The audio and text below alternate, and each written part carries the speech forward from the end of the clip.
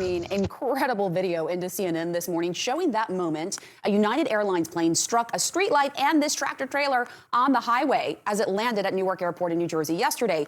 Police say the truck driver sustained non-life-threatening injuries, which is pretty incredible. Yes, ladies and gentlemen, unless you've been hiding under a rock for the last 24 hours, you might have seen or caught this footage on social media. This man right here was going about his day, probably as usual, driving down the highway, driving down the freeway in Newark, New Jersey, and out of nowhere, all of a sudden, a plane clips the cab of his truck. Enemy spotted. And praise be to God, he walked away with only minor injuries, but this could have been extremely worse on both ends, on his end and the aircraft itself. So we're going to get into this video from CNN. Again, fair use to CNN. They're going to talk about some of the conditions and why this might have happened, and hopefully there will be some safeguards or some things put in place so that this does not happen again, because again, this could have been a lot worse on a multitude of levels. But before we get on with the reaction, hit the like button, and if you're new to the channel, hit the subscribe button and that notification bell. If you want to further contribute to the channel, go down there below this video, hit that join button, become a member of the channel. Hit the hype button. That would help me out a lot in the algorithm. That'd be greatly appreciated. And of course, always hit the Cash App $Mr. Normie. So let's listen to CNN talk about some of the conditions of this accident, and if hopefully they put some things in place so that this will not happen again to anyone on the freeway. United says no one on board the flight was hurt and the plane landed normally. I'm going to bring in CNN aviation correspondent Pete Muntean. How unusual is something like this, Pete? Because I know you've been covering aviation for years. Have you ever seen anything like this? I have never, in recent memory at least, heard of a U.S. commercial flight striking a vehicle on the highway below. It's possible that this is an aviation first. Wow. And I want to sort of walk you through the circumstances here. You have to watch this incredible video of driver Warren Bordley singing along in his bread truck as he was on I-95 there. You can see him look right as he hears the jet engine whine of that 767 United Flight 169, and then bam, the truck goes onto its side. Warren. Praise be to God that this man is still in the land of the living and nothing else worse happened to him again, or the plane that struck this truck, all right, as it was landing, all right. And how fitting that he was driving a bread truck. And I hope that this brother gets some more bread from United Airlines for this accident. Tell them to bring me my money. Yeah. Yes, indeed.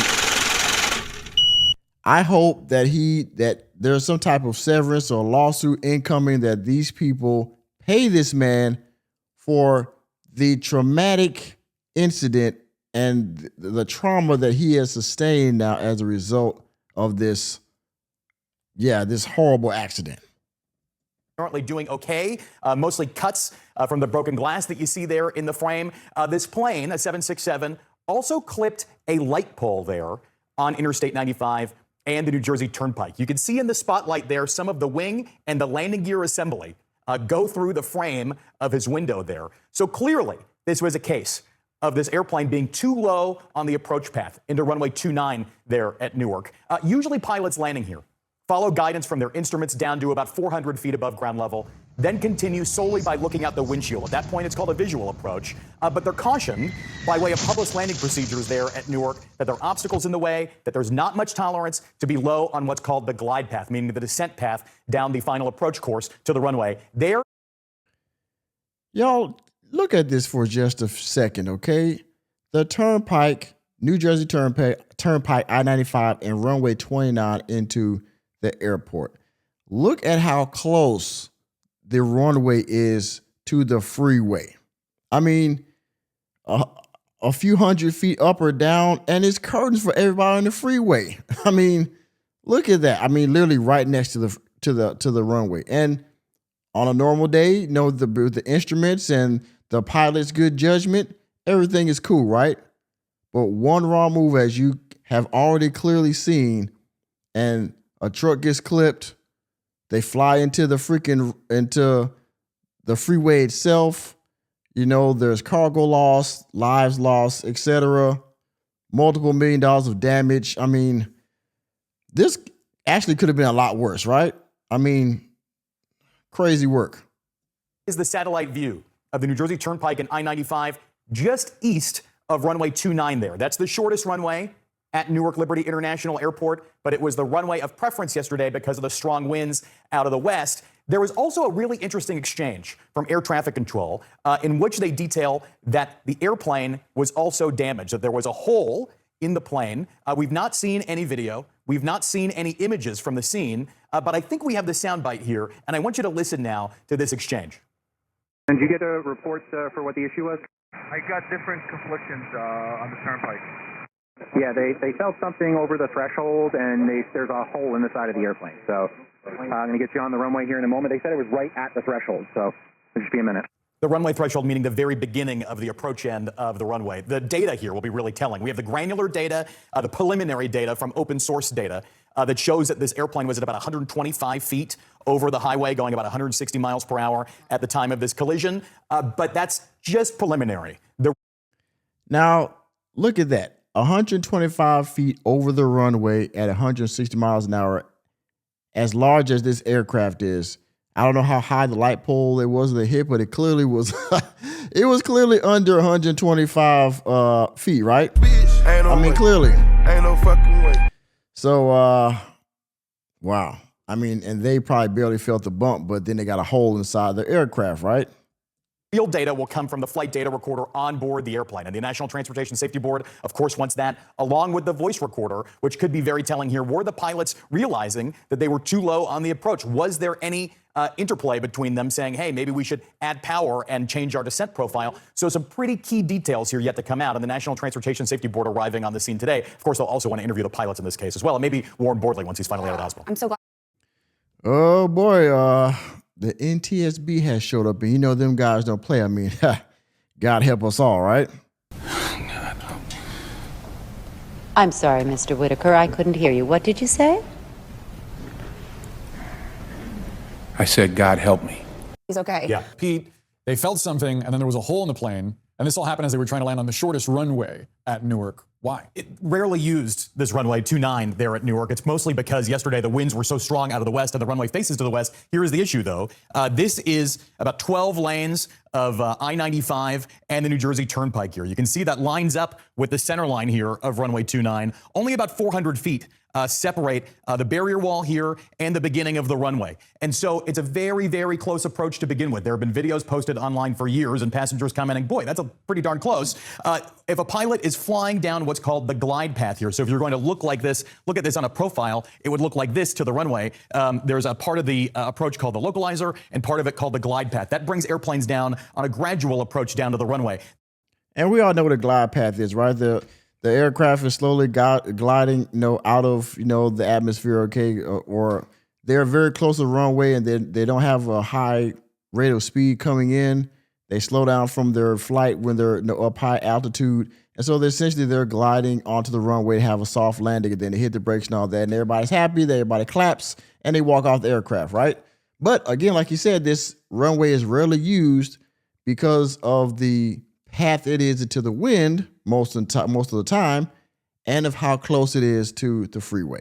All very dangerous and possibly lethal factors. Tracking straight down it like this. The issue is, and there are warnings published by the FAA saying, don't get low on the glide path if you're coming into land here. Never before, at least in recent memory, and maybe ever, has there been a U.S. commercial airliner colliding with a vehicle on a highway. But you can see the setup here is sort of the recipe for disaster. There's so many vehicles here close by. The light poles extend up a little bit. You can see a bit in the shadow here of the satellite view. And then if a pilot is worried about the shortness of the runway, it's the shortest runway there at Newark. They're really trying to stick the landing right on the piano keys there at the beginning or at runway 29. Then it sort of sets up being a little low and a little flat coming into the approach. And you can see why this becomes a problem. So the runway is short. So as they glide in, they have to pretty much hit the runway at the beginning, which, like he said, at the piano keys, which is those very colored lines right there at the beginning of the aircraft on up under the 29 numbers. So they have to glide. They have to stick this almost damn near perfect to get it to where they have enough room to stop the plane on the runway, but at the same time not clip the freeway. Wow.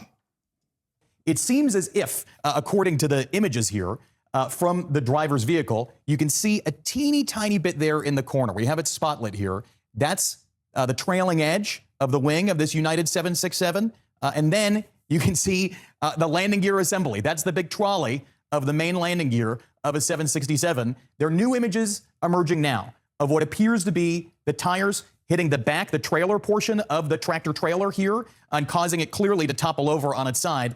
You can see here from the video. The driver's singing along, having a good time, clearly unaware of what's about to happen here. Then he looks out to the right side, and it seems that the truck is toppled onto its side completely. So this happened with a lot of force. The early data that we've been able to see, open source data, not official stuff, but open source, says that this collision occurred about 160 miles an hour, the plane at 125 feet. Now, that's early data. The big issue here is that we don't have what's off of the flight data recorder from this airplane just yet. That is what investigators will look at. That will provide some really key details. And then, of course, they'll want to know what's on the voice recorder. Yeah. What was the interplay between the pilots as they were coming in to land here? We know 2 pilots in the flight deck of that Boeing 767. Did they realize that they were a little bit low on the approach? Did they try and make a correction? Usually adding power, throttling up will cause the airplane to rise on that glide slope and maybe missing what was clearly about to take place here. Yeah. So a lot of big questions. Investigators have their work cut out for them in what will be a very, very interesting investigation. Probably never before something like this happened. Quickly, Pete. We're going to end it right there, everyone. But just think about that. They hit this truck going 160 miles an hour. The truck flips on its side almost immediately. And this man is going from, again, singing a happy song, having a good, probably decent day, going on about his deliveries as he normally would, to being on the left side of his body, the truck being on his side, sliding down the freeway, and him wondering what in the hell happened. What hit me? Well, he probably knows what hit me because he heard the plane, but he probably didn't think it was that low for it to make an impact on his vehicle. So he's probably trying to get himself together, trying to figure out what's wrong. Is he alive? How does he get out the truck? Is there anything going to happen? Is the truck about to, somebody happen, explosion, whatever? So can somebody save me? His lights flashing before his eyes. I mean, this is a traumatic experience, and I'm glad he survived, and I hope that he will be able to get past this and get back to work soon. And United Airlines better pay this man for this bullshit. Okay? All right?